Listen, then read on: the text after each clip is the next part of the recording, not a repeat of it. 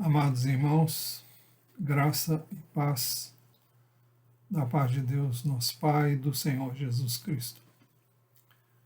Estamos aqui uma vez mais, nesta noite, para transmitir a mensagem que Deus trouxe aos nossos corações para os irmãos nesta ocasião. Queremos orar. Convidamos você a fechar os seus olhos e orar também. Senhor, em nome de Jesus, nós nos colocamos em Tuas mãos, cientes de que sem Ti nós nada podemos fazer. Pedimos então que Tu venhas em nosso encontro e que Tu nos concedas a necessária graça para transmitirmos com fidelidade, com exatidão, de maneira adequada, própria, fiel à Tua vontade, ao Teu propósito, sobretudo à Tua palavra. E pedimos que o Senhor seja também com aqueles que vão nos ouvir, para que recebam esta palavra, acolham-na em seus corações e possam retê-la, guardá-la, para vivê-la quando for oportuno, adequado, cada um fazê-lo. Pedimos que o Senhor venha, pois, nos ouvir, nos atender, porque oramos em nome de Jesus. Amém. Amados irmãos, hoje pela manhã nós falamos sobre quebrantamento e relacionado ao encerramento do período de jejum, que terminamos hoje. E agora, à noite, nós queremos ainda falar sobre jejum. E o tema da mensagem é por que jejuar? E perguntas que queremos responder: por quê, para quê, quando eu devo jejuar? E o que a Bíblia fala sobre isso? Não temos a pretensão de esgotar este assunto com uma única mensagem. Outras mensagens serão necessárias com a graça e a permissão do Senhor. Mas, primeiro, queremos dizer que o jejum e a oração não podem mudar a vontade de Deus. Deus nos ouve, nos atende quando nós oramos de acordo com a sua vontade. E nós aprendemos isso na oração que Jesus nos ensinou. Pai nosso que estás no céu, santificado seja o teu nome. Venha o teu reino, seja feita a tua vontade, assim na terra como no céu. Então, se a nossa oração estiver de acordo com a vontade dele, então ele nos ouvirá. Caso contrário, não vai adiantar jejum, não vai adiantar oração. Deus não muda a sua vontade. Por isso nós temos que orar baseados na sua palavra. Mas, em primeiro lugar, o jejum e a oração não podem mudar a vontade de Deus. Davi não foi ouvido quando jejuou e orou por seu filho com Betseba. Davi suplicou a Deus pela criança. Segundo o livro de Samuel, capítulo 12, verso 16, diz que Davi suplicou a Deus pela criança. Diz também que Davi jejuava e, entrando em casa, passava a noite deitado no chão. E, não obstante isso, a criança veio a falecer e o Senhor deixou claro que faria isso em decorrência do seu pecado. Pois bem, não foi apenas esse o caso, nós temos outros casos, mas vamos mencionar apenas mais um. Houve uma ocasião, no contexto do ministério do profeta Jeremias, em que ele recebeu uma ordem específica de Deus para que não intercedesse pelo povo, porque ele não ouviria o clamor do povo quando este jejuasse. E Jeremias capítulo 14, versos 11 e 12, ele diz assim: o Senhor me disse ainda, não interceda por este povo para o bem dele. Quando jejuarem, não ouvirei o seu clamor. E quando trouxerem holocaustos e ofertas de cereais, não me agradarei deles. Pelo contrário, eu os consumirei pela guerra, pela fome e pela peste. Bem, se vocês que me ouvem se lembram na mensagem de hoje de manhã, nós comentamos o fato de que Jeremias profetizou ao longo de 54 anos ao Reino do Sul de Israel, ou seja, Judá, e não obstante ele concitar o povo ao arrependimento, chamá-lo ao arrependimento, à conversão dos seus maus caminhos, o povo não creu na mensagem dele, não se deixou persuadir pela sua mensagem, e Deus então cumpriu aquilo que ele havia dito que faria, a menos que o povo se arrependesse. Como o povo não se arrependeu, então realmente o que ele disse aqui se cumpriu. Eu os consumirei pela guerra, pela fome e pela peste. Então, nessa situação, o povo estava em pecado, não deixou o pecado, e chegou a um ponto que o Senhor disse: não interceda por esse povo para o bem dele. Quando jejuarem, não ouvirei o seu clamor, e quando trouxerem holocausto e ofertas de cereais, não me agradarei deles. Então, não adianta insistir com algo que Deus já disse que não vai fazer. E no caso aqui de Jeremias, as coisas poderiam ser bem diferentes se o povo se convertesse realmente de todo o seu coração ao Senhor. Em segundo lugar, nós podemos e devemos jejuar e orar pela salvação de pessoas que queremos ver em Cristo. A epístola que o apóstolo Paulo escreveu a Timóteo, a primeira, no capítulo 2, versos de 1 a 4, nós lemos assim: antes de tudo, peço que se façam súplicas, orações, intercessões e ações de graças em favor de todas as pessoas. Ore em favor dos reis e de todos que exercem autoridade, para que vivamos vida mansa e tranquila, com toda piedade e respeito.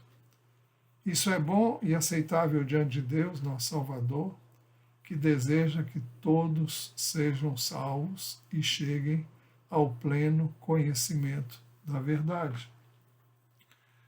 Então, Deus deseja que todos os homens sejam salvos, todas as pessoas sejam salvas. Melhor, Deus deseja que todas as pessoas sejam salvas. Eu vou repetir o verso 3. Isso é bom e aceitável diante de Deus, nosso Salvador. Verso 4, que deseja que todos sejam salvos e cheguem ao pleno conhecimento da verdade. Porque sabemos que é a vontade de Deus que todos sejam salvos, nós podemos orar. Mas não podemos deixar de considerar um detalhe. Deus não impõe a sua vontade a ninguém. E Deus nos criou com uma capacidade que se chama livre-arbítrio.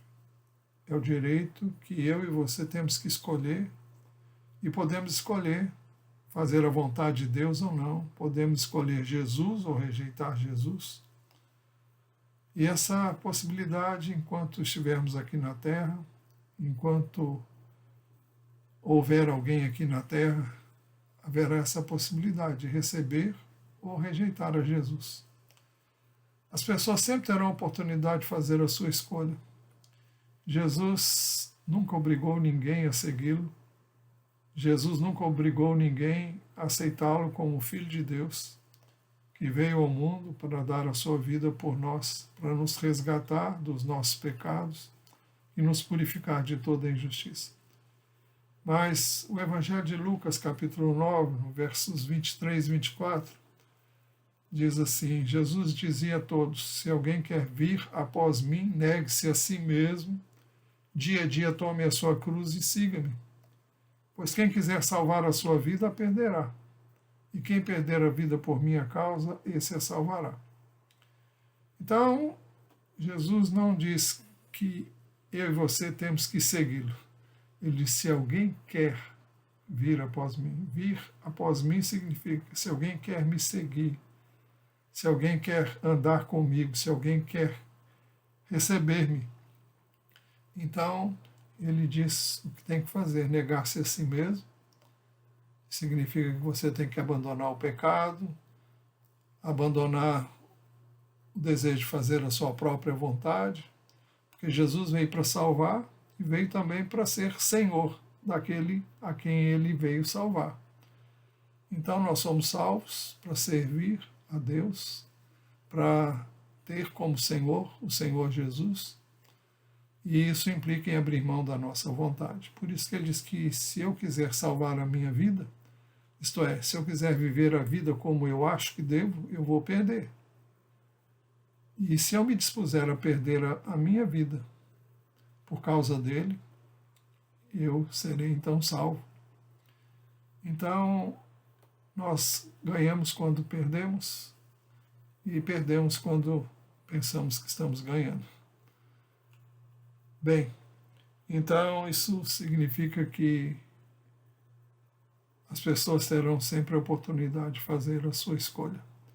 Então eu posso orar, jejuar, e Deus vai fazer a parte dele e vai, através do seu Espírito, que veio para convencer o homem do pecado, da justiça, do juízo, vai trabalhar no sentido de levar essa pessoa a tomar uma posição. Ela pode rejeitar ou pode aceitar. Em terceiro lugar, nós podemos e devemos jejuar e orar pelas pessoas que se acham investidas de autoridade. Esse mesmo texto que nós usamos há pouco, 1 Timóteo 2, 1 a 4, e eu quero ler só os 2 primeiros versos, diz assim: antes de tudo, peço que se façam súplicas, orações, intercessões e ações de graça em favor de todas as pessoas, todas, sejam elas quais forem. Mas no verso 2 ele diz: ora em favor dos reis e de todos que exercem autoridade. Com que finalidade? Ele diz: para que vivamos vida mansa e tranquila, com toda piedade e respeito. Vida mansa e tranquila aqui não significa boa vida no sentido de sombra e água fresca.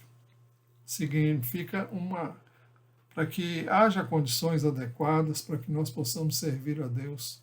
Por isso ele diz: com toda piedade e respeito. É preciso que nós oremos pelas pessoas que estão investidas de autoridade, para que elas sejam capacitadas com graça, sabedoria e com tudo aquilo que Deus pode dar a estas pessoas, para que elas se conduzam com prudência, com adequação. E por isso devemos orar pelas autoridades constituídas, onde quer que elas se achem. Em quarto lugar, nós podemos e devemos jejuar e orar pela nossa cidade.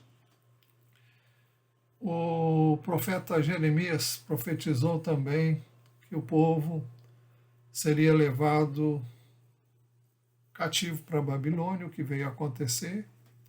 Embora o povo não desse crédito à sua palavra, a profecia veio se cumprir. E ele profetizou assim no capítulo 9, versículo 7. Procurem a paz da cidade para onde eu os deportei. Ele fala como se isso já tivesse acontecido. Ele diz: procurem a paz da cidade para onde eu os deportei e orem por ela. Orem por ela ao Senhor, porque na sua paz vocês terão paz. Então, ele diz claramente que nós devemos orar, e por que não jejuar, pedindo a paz da cidade, no nosso caso, onde nós vivemos. E devemos orar por ela, porque na paz da cidade nós teremos paz também. É importante que entendamos isso. Em quinto lugar, nós podemos e devemos jejuar e orar pelo nosso país. Eu creio que quanto a isso é bastante óbvio, e um dos textos básicos, não é o único, mas segundo Crônicas 7,14, onde ele diz: se o meu povo, que se chama pelo meu nome, se humilhar, orar, me buscar e se converter dos seus maus caminhos, eu ouvirei dos céus, perdoarei os seus pecados e sararei a sua terra.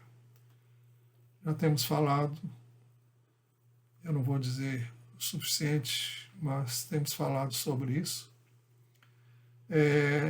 Deus não espera que outras pessoas, senão o povo dele, o povo que se chama pelo seu nome, então se humilhe. Humilhar-se significa jejuar, significa realmente humilhar-se, mas aqui é uma expressão que é usada para se referir ao jejum. Mas não um jejum formal, não um jejum legalista, mas a atitude de alguém que realmente quer se humilhar diante de Deus. Por isso que ele deve se humilhar, orar, buscar o Senhor, deixar os seus caminhos maus, e Deus diz que vai ouvir dos céus, vai perdoar os seus pecados e vai sarar a sua terra. Então cabe a nós, povo de Deus, orar pelo nosso país, clamar a Deus de dia e de noite em favor da nossa nação. E temos buscado fazer isso, não só pessoalmente, mas também temos levado os irmãos, como igreja, onde estamos, a fazermos isso. No nosso boletim de oração, nós temos 2 pedidos bem extensos relacionados a isso. Eu diria que temos mais, porque temos outros pedidos que nos levam a agir como recomenda o texto que acabamos de ler. Em sexto lugar, nós podemos e devemos jejuar e orar pelos enfermos. Quanto a mim, porém, estando eles enfermos, as minhas roupas eram pano de saco. Eu afligia minha alma com jejum e em oração me reclinava sobre o peito. O Salmo de Davi, Salmo 35, versículo 13, onde ele diz que orava pelos enfermos. E ele se humilhava, ele afligia a sua alma com jejum e ele orava por essas pessoas. Eu poderia usar inúmeros textos no Novo Testamento que falam também sobre isso. Em sétimo lugar, nós podemos jejuar e orar como expressão de tristeza. Davi fez isso quando Abner foi morto pela espada de Joabe. Abner comandava o exército do Reino do Norte, que nessa ocasião era fiel a Saul, que já tinha morrido, mas o seu descendente ocupou o trono e Abner era chefe das forças militares do Reino do Norte. E Abner foi conversar com Davi e propôs uma aliança para que Davi reinasse sobre todo Israel. Mas isso antes de Davi se tornar rei. Mas então Davi conversou com Abner e Abner foi embora. E depois de algum tempo, não muito, Joabe ficou sabendo que Abner tinha estado com Davi e ele foi atrás de Abner, pediu que ele voltasse e teve um encontro com ele e ali a traição o matou. O texto diz que, segundo Samuel 3, 31 a 35, então Davi disse a Joabe e a todo o povo que estava com ele: rasguem as suas roupas, vistam-se de panos de saco e façam lamentação por Abner. E o próprio rei Davi ia seguindo o caixão. Sepultaram Abner em Hebrom, O rei levantou a voz e chorou junto à sepultura de Abner, e todo o povo também chorou. E o rei fez a seguinte lamentação por Abner: por que Abner teve de morrer como se fosse um tolo? As suas mãos não estavam atadas, nem estavam acorrentados os seus pés. Ele continuou dizendo: você caiu como quem cai diante dos filhos da maldade. E todo o povo chorou muito mais por ele. Então todo o povo veio fazer com que Davi comesse pão, sendo ainda dia. Mas Davi fez este juramento: que Deus me castigue severamente se eu provar pão ou qualquer outra coisa antes que o sol se ponha. Davi queria também mostrar que realmente a morte de Abner não tinha nada a ver com ele. Foi uma decisão de Abner, que era chefe dos soldados que estavam à sua disposição, mas ele fez isso de maneira abusiva, de maneira, eu diria, rebelde, porque ele não podia ter feito isso. Não foi numa guerra, não foi num conflito, foi a traição que ele matou, e fez isso para que, com receio de que Abner viesse a ocupar o seu lugar caso Davi realmente consumasse uma aliança com o Reino do Norte. Então, é comum na Bíblia nós encontrarmos pessoas jejuando por motivo de tristeza. Eu creio que quando a pessoa está triste, ela não tem a mínima vontade de comer também. Não é um jejum que vai não é um jejum que se faz com o propósito de estar com Deus, é um jejum através do qual se expressa tristeza. Não tem muito a ver com oração, não tem muito a ver com... não tem nada a ver com oração. Outro exemplo foi quando os habitantes de Jabes de Gileade jejuaram 7 dias, porque quando souberam que Saul tinha morrido. O texto é 1 Crônicas, capítulo 10, versículos 11 e 12. Quando todos os moradores de Jabes de Gileade ouviram tudo que os filisteus haviam feito com Saul, todos os homens valentes se levantaram, pegaram o corpo de Saul e os corpos dos filhos e os trouxeram a Jabes. Depois sepultaram os ossos dele debaixo de um arvoredo em Jabes e jejuaram 7 dias. Aqui diz que o povo jejuou durante 7 dias. Tudo leva a crer que eles podem ter, não sei como foi esse jejum, não sei se foi parcial, se foi integral. Eu sei, já tenho dito em outras ocasiões, que ninguém pode jejuar, aliás, ficar sem a ingestão de água mais do que 3 dias, pelo menos cientificamente é causa de morte. Eu sei que Moisés ficou 40 dias e 40 noites sem comer nem beber nada, mais de uma vez, para estar com Deus. Mas aí é outro caso, foi uma orientação de Deus e é algo totalmente sobrenatural. Mas humanamente falando, ninguém pode jejuar, isto é, abster-se de água, pode abster-se de alimento até 40 dias. Depois disso também não pode mais, porque não há quem resista a esse tipo de jejum. E, bom, eu não quero falar sobre isso agora, só estou dizendo de passagem. Em 8º lugar, podemos e devemos jejuar e orar em situações de perigo. Nós queremos citar pelo menos 3 exemplos. Ao ser cercado pelo inimigo, o rei Josafá convocou todo o povo para jejuar. Está registrado no 2º livro de Crônicas, capítulo 20, versículos, a partir do verso 1. Diz assim o texto: depois disso, os filhos de Moabe e os filhos de Amon, com alguns dos meunitas, vieram para fazer guerra contra Josafá. Josafá era rei de Israel, no reino do sul. Então vieram alguns que avisaram Josafá, dizendo: uma grande multidão está vindo contra Judá. do outro lado do Mar Morto, da Síria, eis que eles já estão em Hazazon Tamar, que é em Gedi. Então Josafá teve medo e decidiu buscar o Senhor e proclamou um jejum em todo Judá. Os irmãos observem que era uma situação de perigo. 3 povos vizinhos se juntaram para atacar o Josafá, o reino do sul, ou seja, Judá.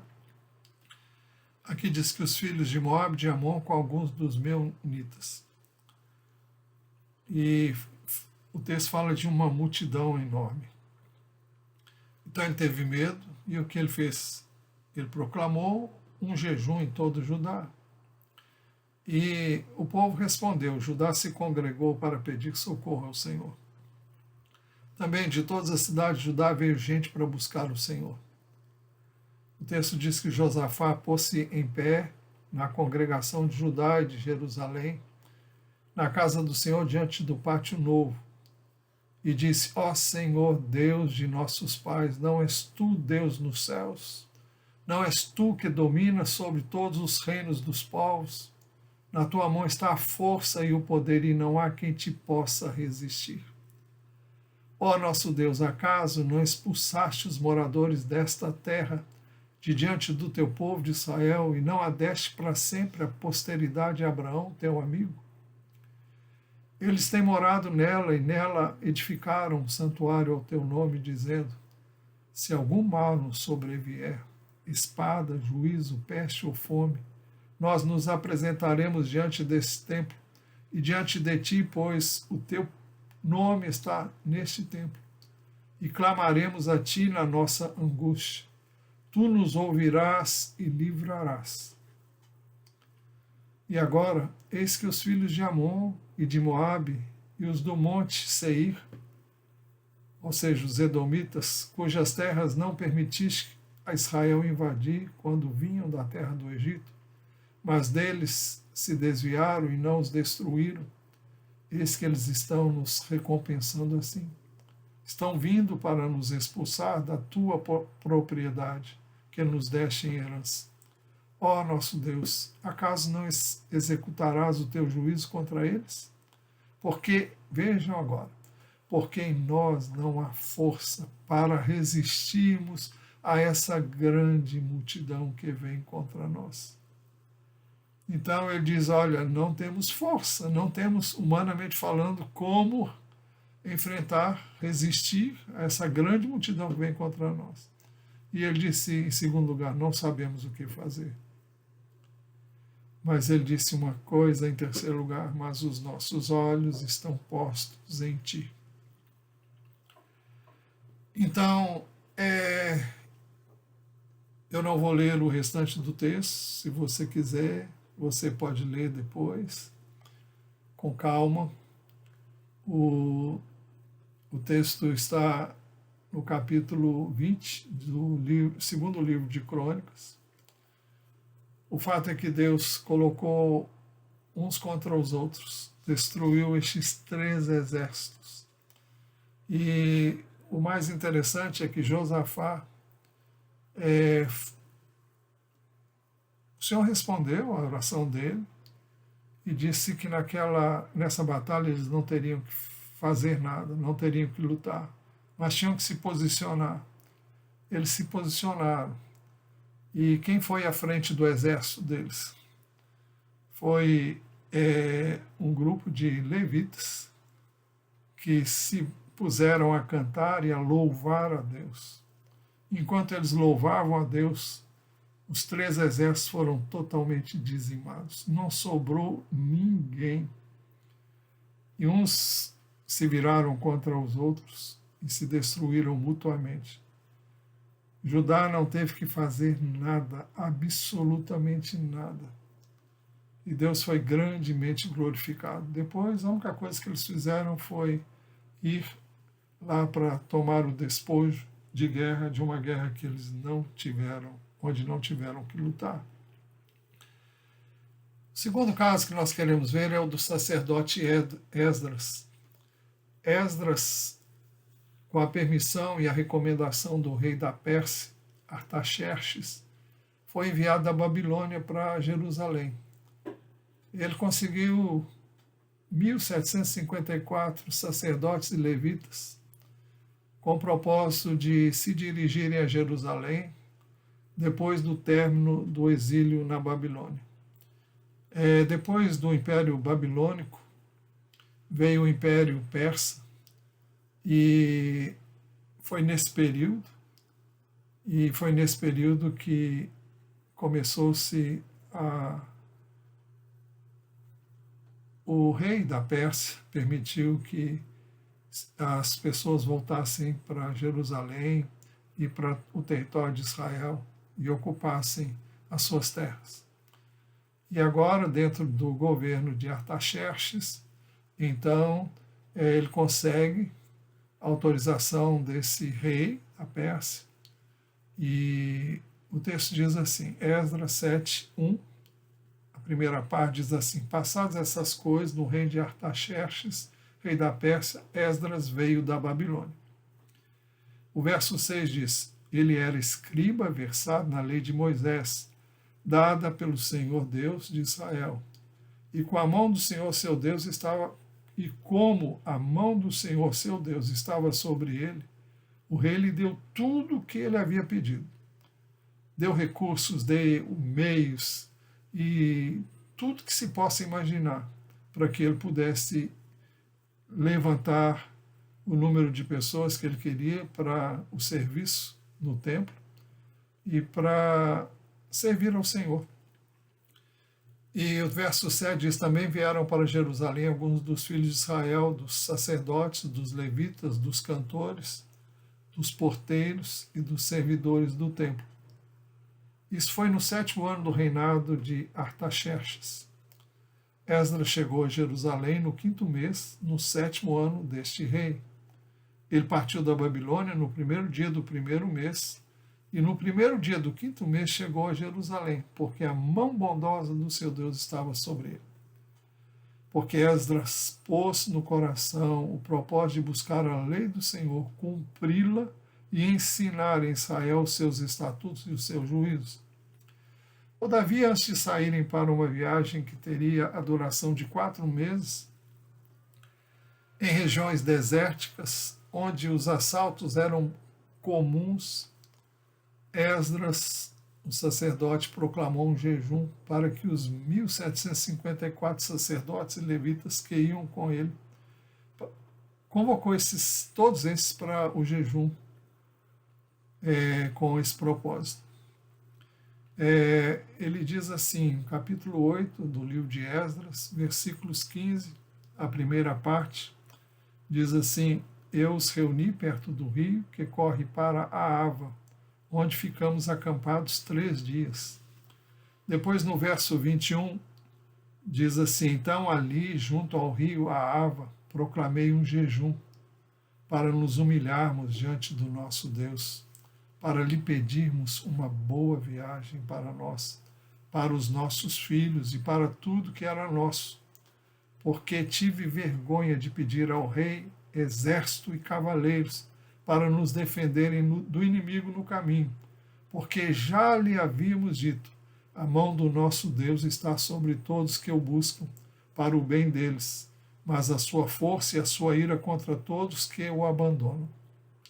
Então veja, ele continua dizendo, assim nós jejuamos, pedimos isso ao nosso Deus, e ele nos atendeu. Eu acho fantástica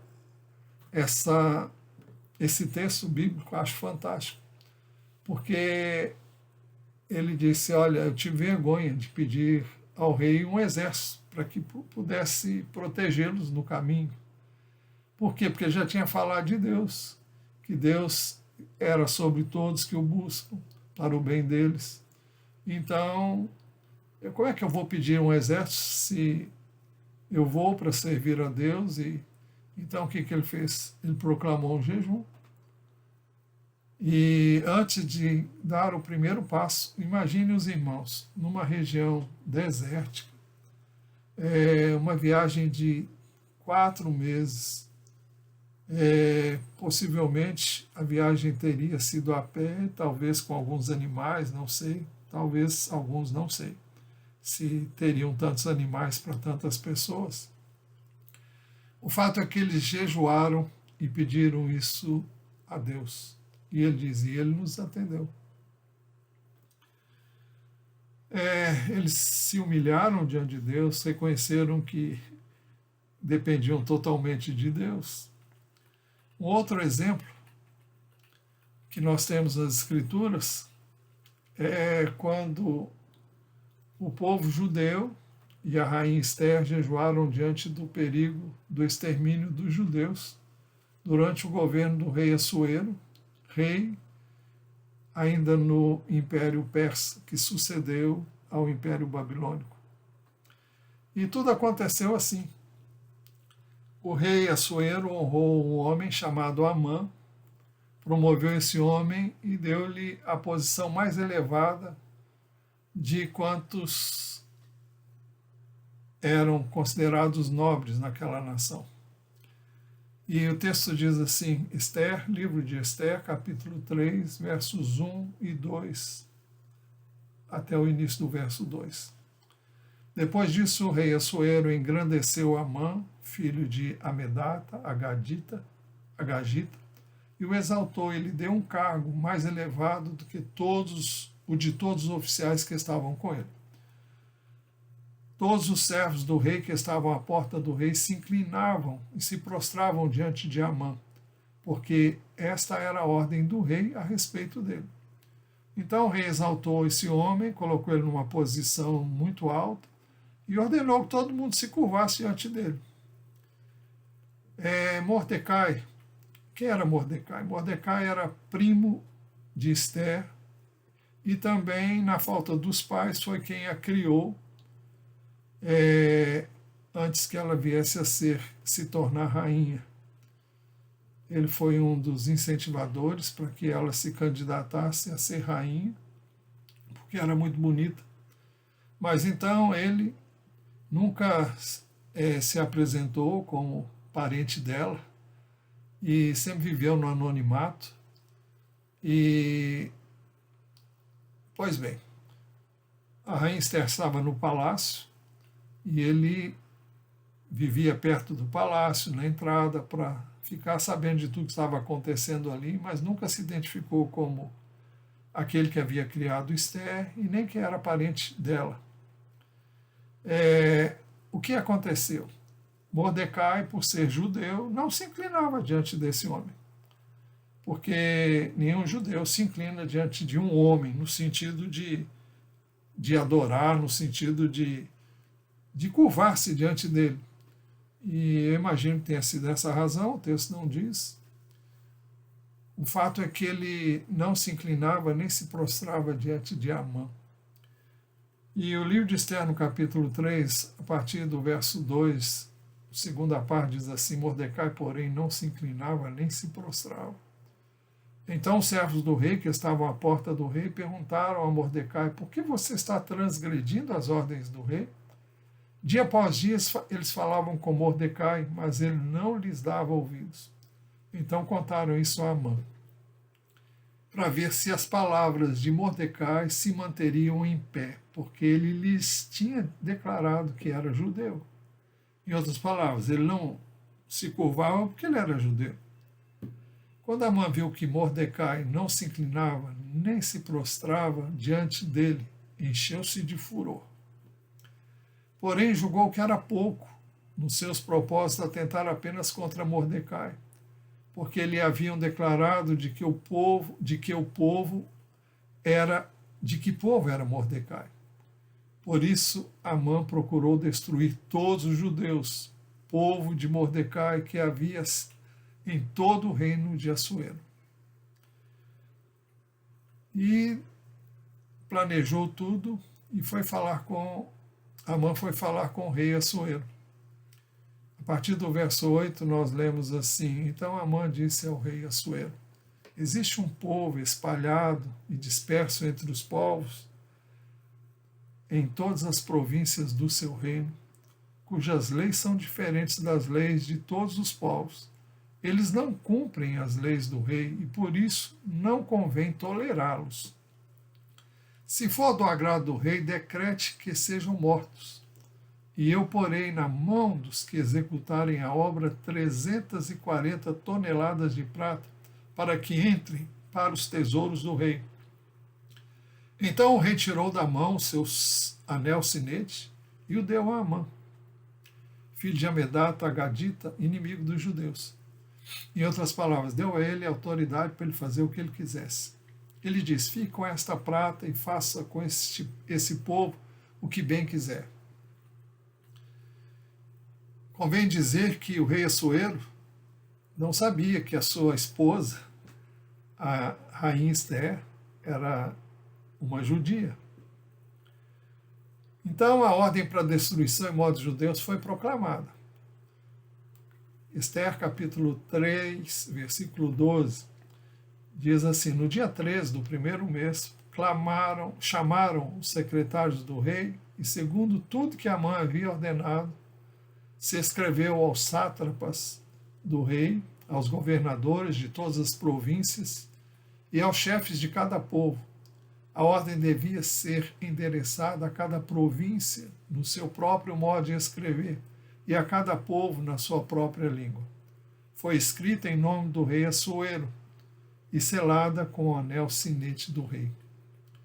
As cartas foram enviadas por meio de mensageiros a todas as províncias do rei, com instruções para que num só dia, o dia 13 do 12º mês, que é o mês de Adar, todos os judeus, tanto os jovens como os velhos, as mulheres e as crianças, fossem destruídos, mortos e aniquilados, e que seus bens fossem saqueados. Uma cópia da carta que determinava a proclamação da lei em todas as províncias foi enviada a todos os povos, para que se preparassem para aquele dia. Os mensageiros, impelidos pela ordem do rei, partiram imediatamente, e a lei foi proclamada na cidade de Suzã.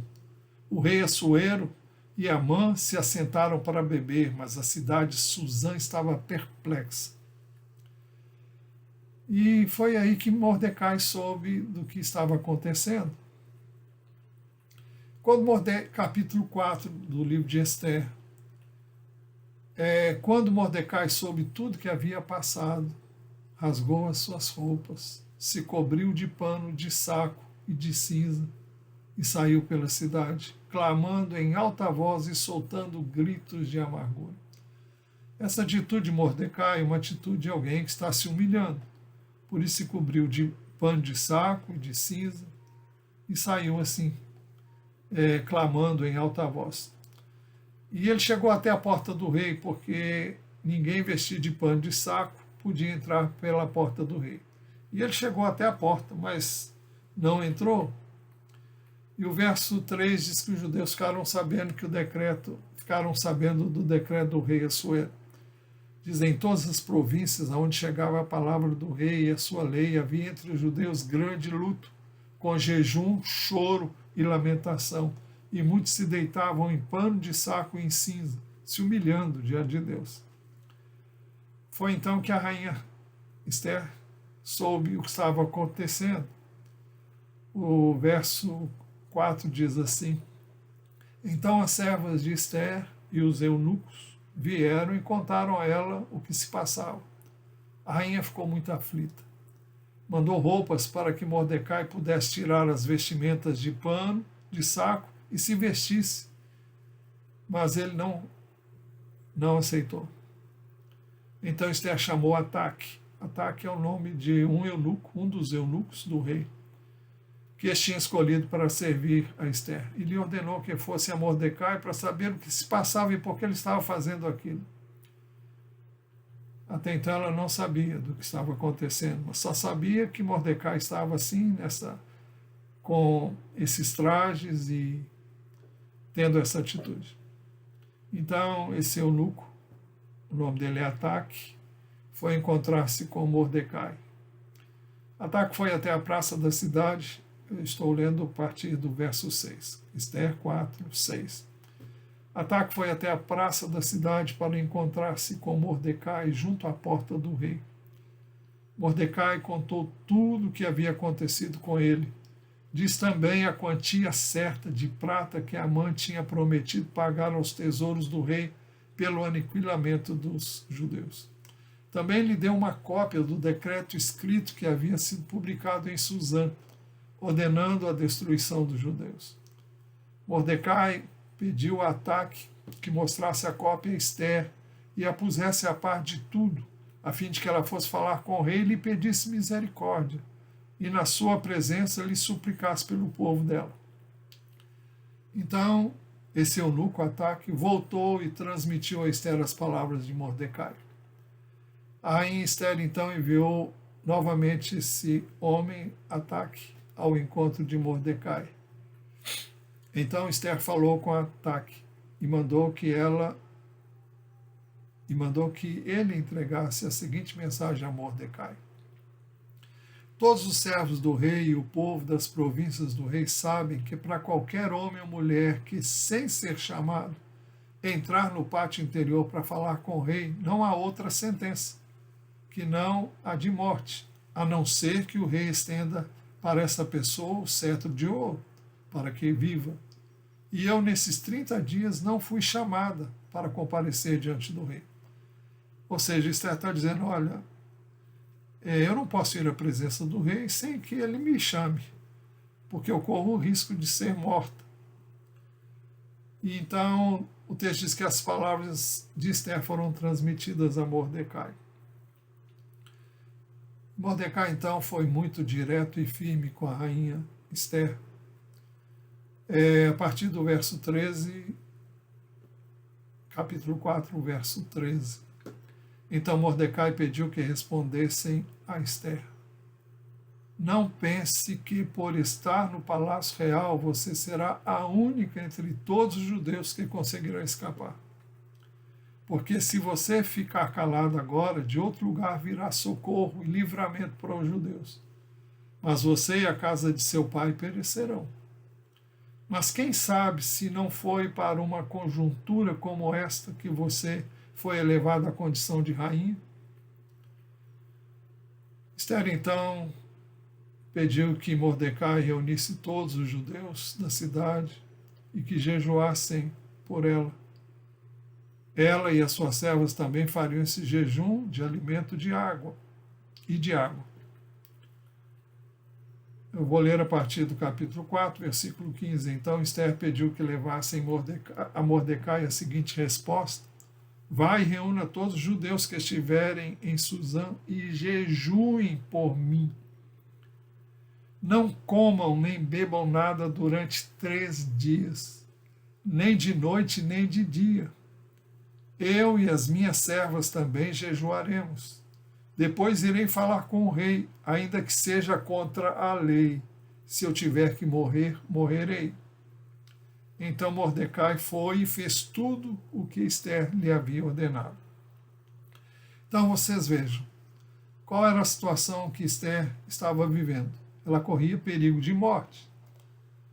Ela não quis se expor a esse perigo sem que antes tivesse o respaldo e a cobertura dos judeus que viviam lá na cidade de Suzã.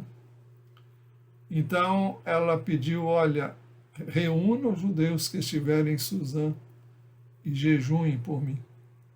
Não comam nem bebam nada durante 3 dias, nem de noite nem de dia.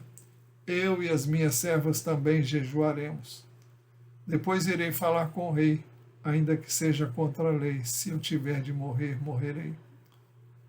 Mordecai fez exatamente aquilo que Ester pediu que ele fizesse. Qual foi o resultado disso? Eu não vou ler para vocês. Se vocês quiserem, vocês poderão examinar o livro de Ester. É uma história maravilhosa. O resultado foi que a rainha Ester teve acesso ao rei Assuero. Ela se chegou a ele, ele estendeu o cetro de ouro para ela, a recebeu, dispôs-se a atender a todo e qualquer pedido que ela fizesse, que ela podia pedir o que ela quisesse. Até a metade do reino estaria à disposição dela. Ela contou ao rei tudo o que estava acontecendo.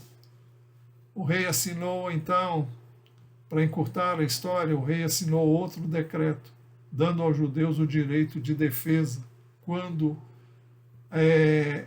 os que iriam se levantar contra eles o fizessem. E eles puderam se defender, e todos que se levantaram contra eles que foram mortos. Amã foi enforcado na mesma forca que ele havia preparado uma forca onde ele pretendia enforcar Mordecai, e depois de Esther conversar com o rei, mostrar a ele o que Amã tinha planejado fazer, então ele mandou que Amã fosse enforcado nessa mesma forca que ele havia preparado para Mordecai. Mordecai foi elevado ao lugar de Amã e veio a ter uma posição elevadíssima no reino de Assuero e veio a beneficiar os judeus de uma forma extraordinária. Conclusão. Por quê? Para quê? Quando eu devo jejuar? O que a Bíblia fala sobre isso? Como dissemos no início, não esgotamos o assunto. Tem muita coisa a ser dita ainda, com a graça e a permissão de Deus. Mas vimos hoje, primeiro, o jejum e a oração não podem mudar a vontade de Deus. Segundo, podemos e devemos jejuar e orar pela salvação de pessoas que queremos ver em Cristo, mas as pessoas sempre terão a oportunidade de fazer a sua escolha. Terceiro, podemos e devemos jejuar e orar pelas pessoas que se acham investidas de autoridade. Em quarto lugar, podemos e devemos jejuar e orar pela nossa cidade. Quinto lugar, podemos e devemos jejuar e orar pelo nosso país. Em sexto lugar, podemos e devemos jejuar e orar pelos enfermos. Sétimo lugar, podemos jejuar e orar como expressão de tristeza. Oitavo lugar, podemos e devemos orar, podemos jejuar e orar em situações de perigo. Vimos o exemplo de Josafá, rei de Judá. Vimos o exemplo de Esdras, o sacerdote. E, finalmente, o exemplo da rainha Esther. Eu espero que o que vimos hoje possa ajudá-lo. Não é tudo sobre o jejum. Estamos longe de trazer tudo que a Bíblia diz sobre isso, sobre este assunto. E queremos fazê-lo ainda em outras ocasiões, com a permissão de Deus. Agora, vamos orar. Senhor, nós te louvamos e te bendizemos pela tua palavra. Te agradecemos pela tua graça sobre nós. É um privilégio enorme podermos nos dirigir a ti. É um privilégio enorme sermos chamados pelo teu nome. É um privilégio enorme sermos teu povo. É um privilégio enorme termos acesso à tua presença por meio de Jesus, por meio da oração e também do jejum. Pedimos, Deus, que tu nos desperte para uma busca mais intensa, mais profunda, mais significativa da tua presença, buscando também a tua palavra, buscando ouvir-te no nosso coração, no nosso espírito, e para que entendamos e compreendamos toda a tua vontade e nos apeguemos a ela, a tua vontade, para o nosso bem, para a tua glória e honra. Mais uma vez clamamos a ti em nosso favor, em favor das nossas famílias, em favor da nossa igreja, em favor da nação brasileira. Pedimos que a mão do Senhor esteja estendida sobre nós para nos abençoar, que o Senhor tenha misericórdia de nós como teu povo e nos dê escape nessa hora em que estamos isolados, estamos separados uns dos outros, não porque queiramos, mas pelas circunstâncias. Te agradecemos pelo bem que tu nos tens feito, pelo cuidado do Senhor para conosco, e pedimos que a tua mão continue estendida sobre nós. E que, pela mesma graça, o Senhor nos livre também dessa peste que tem vindo sobre o nosso país. Que o Senhor nos livre dela, que o Senhor a detenha, que o Senhor a faça recuar, retroceder, para que o Senhor seja glorificado. Nós te louvamos, nós te bendizemos, nosso coração é grato, muito grato a ti. Louvamos, bendizemos e engrandecemos o teu nome. Fazemos isso no nome do Senhor Jesus. Amém. Também queremos agora abençoar, como o Senhor tem nos permitido fazer, que a graça do Senhor Jesus, o amor de Deus, o Pai e a comunhão do Santo Espírito de Deus seja sobre todos nós, agora e para todos sempre. Amém. Que Deus abençoe ricamente a sua vida e a sua casa, toda a sua família. Que Deus abençoe cada um de nós. Nos abençoe como igreja, mesmo separados fisicamente, que estejamos unidos, juntos, buscando a presença dEle. Não deixe de se reunir, não deixe de buscar a presença de Deus, não deixe de orar, não deixe de se humilhar diante de Deus. Que o Senhor o abençoe ricamente, em nome de Jesus. Amém.